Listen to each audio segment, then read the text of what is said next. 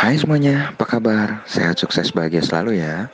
Jangan lupa subscribe, like, nyalakan lonceng notifikasi, dan juga share ke sebanyak mungkin teman, sahabat, keluarga, kolega, supaya kami bisa lebih menyebarkan informasi, insight, dan edukasi di bidang finansial, investasi, dan pasar modal Indonesia.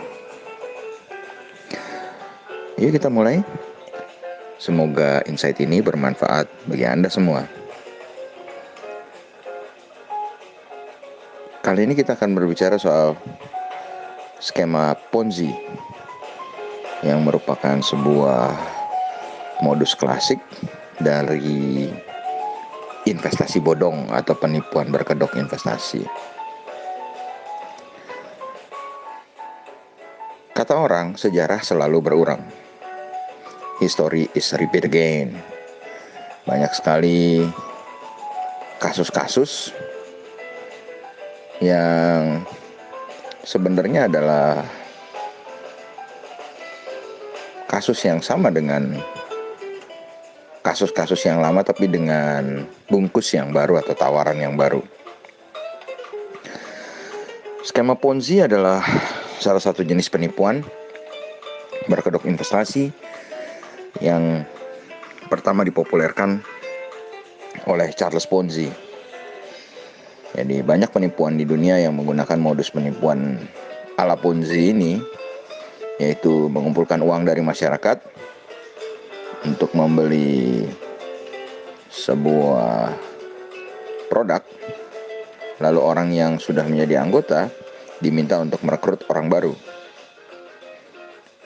Kemudian permasalahan akan timbul jika ternyata pertumbuhan jumlah anggota baru lebih kecil dari jumlah anggota yang lama. Siapa sebenarnya Ponzi? Ponzi adalah seorang yang konon cukup jenius, lahir tahun 1882 di Italia. Sayangnya kejeniusannya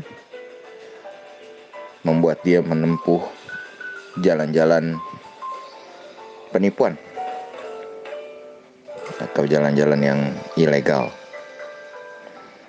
Jadi titik balik Ponzi adalah ketika tahun 1919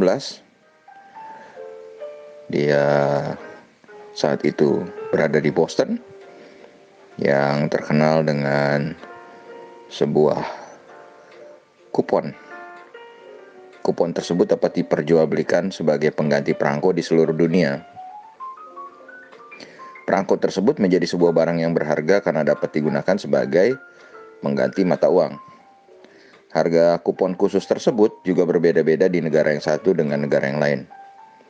Perbedaan harga tersebut terjadi karena adanya perbedaan keadaan ekonomi dan kurs mata uang.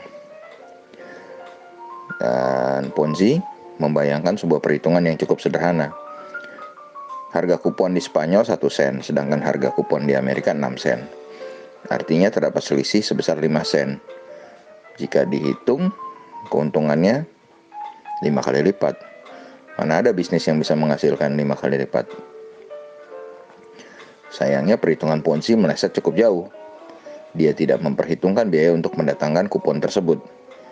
Ponzi membicarakan konsep tersebut ke banyak orang, dan hebatnya banyak sekali orang yang percaya dengan konsep tersebut. Jadi Ponzi menawarkan konsep tersebut dengan bungkus penawaran investasi. Dia kemas sedemikian rupa sehingga konsep penipuan ini laku dijual pada calon investor. Mari kita perhatikan modus operandi dari skema Ponzi, karena inilah yang terjadi dengan banyak penipuan investasi yang dilakukan di abad ini. Ponzi menawarkan janji 100 US dollar akan berkembang menjadi 150 US dollar dalam waktu 90 hari. Nah, Kata-kata manis ini dimakan oleh banyak orang dengan kurang bijaksana. Maka dalam waktu yang tidak terlalu lama, Ponzi sudah mendapatkan dana sebesar 1.250 US dollar. Dan setelah 90 hari, Ponzi mulai membayar kepada para investor sebagai bukti bahwa tawaran investasi bekerja. Berkat pembuktian yang luar biasa, dalam kurang dari 12 bulan, dia sudah bisa mengumpulkan 9 juta US dollar. Pembayaran tetap dijalankan secara berkelanjutan agar dapat merekrut investor-investor baru. Nah, setelah itu, selang 10 bulan berjalan, barulah skema penipuan ini terungkap. Investor melakukan penarikan dana besar-besaran, dan tentu saja Ponzi tidak punya cukup uang untuk membayarnya. Akhirnya Ponzi didakwa dihukum penjara di Massachusetts. Dari cerita yang saya ceritakan tadi, ada beberapa poin yang bisa kita perhatikan.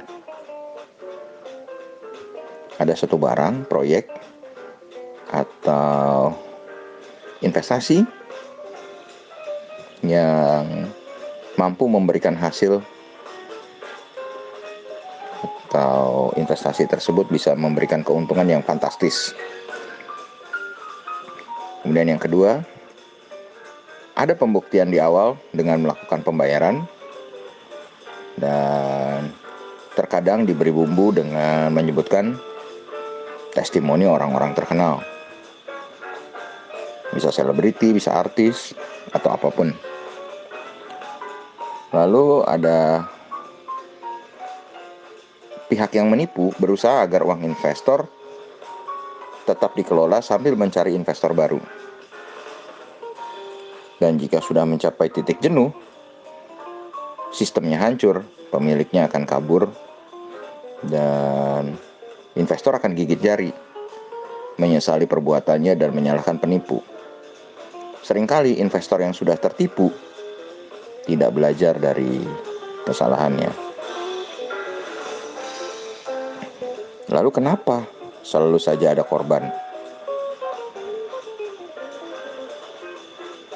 Pertanyaannya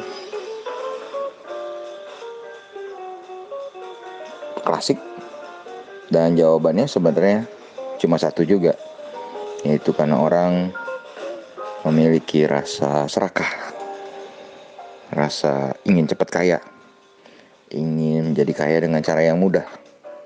Rasa serakah itu adalah kelemahan banyak manusia, dan tentu saja selalu ada pihak-pihak yang menyalahgunakan. Apakah Anda pernah melihat atau bahkan terkena penipuan-penipuan berkedok investasi? Kalau Anda pernah, silahkan share di kolom komentar supaya bisa menjadi pelajaran bagi kita semua. Jadi kesimpulannya adalah jangan pernah tergiur dengan suatu investasi yang menjanjikan hasil yang tidak masuk akal. Jadi Benjamin Graham pernah mengatakan bahwa investment itu harus upon through analysis, promises safety, and promises an adequate return. Artinya harus melalui analisa, menjanjikan keamanan, dan juga menjanjikan hasil yang memadai, bukan yang fantastis. Jadi bila bukan itu, namanya bukan investasi, spekulasi, atau kalau terlalu besar mungkin Anda bisa jatuh ke dalam penipuan. Semoga insight ini bermanfaat bagi kita semua. Tetap sehat, tetap semangat, maju terus, belajar dalam mencapai sukses di bidang investasi dan keuangan.